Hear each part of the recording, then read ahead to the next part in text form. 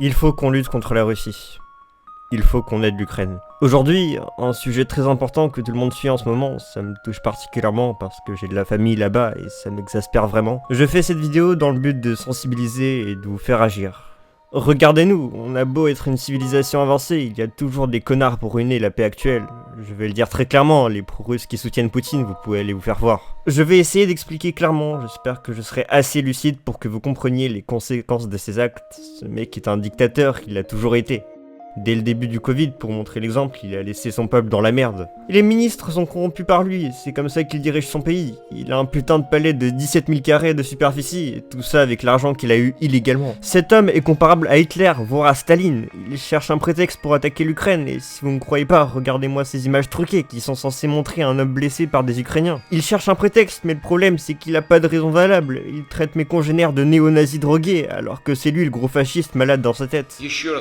Une fois de plus, je lance un appel aux militaires des forces armées de l'Ukraine. Ne laissez pas les néo-nazis et les ultranationalistes ukrainiens utiliser vos enfants, vos femmes et les personnes âgées comme boucliers humains.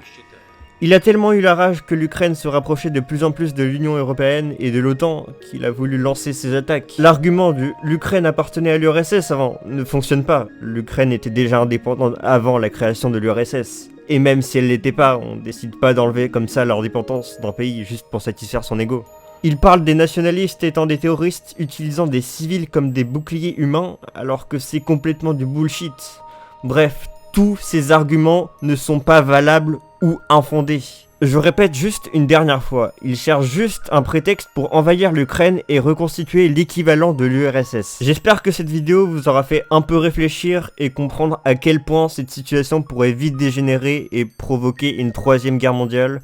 À notre échelle, on peut toujours essayer d'attaquer les réseaux informatiques de la Russie et leur la mettre bien profond. Je suis conscient évidemment que beaucoup de Russes sont pour l'Ukraine ou pour la paix, mais je ne nie pas ça. Même ceux qui soutiennent Poutine en Russie, on ne peut pas leur en vouloir. Car les médias russes ne sont que mensonges. Si vous ne me croyez pas, allez faire vos recherches, vous allez vous rendre compte à quel point ça peut être poussé. À rappeler que je ne suis pas un expert sur ce qui se passe là-bas, mes proches m'ont raconté ce qu'ils vivent et ce qui se passe. Je me suis aussi un peu renseigné, mais je pourrais certainement pas répondre à toutes vos questions, mais j'essaierai de faire de mon mieux.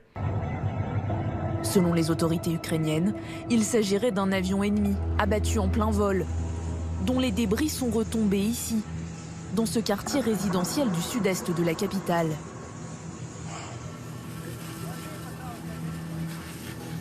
Malgré l'intervention des pompiers, l'immeuble, en flammes, est défiguré.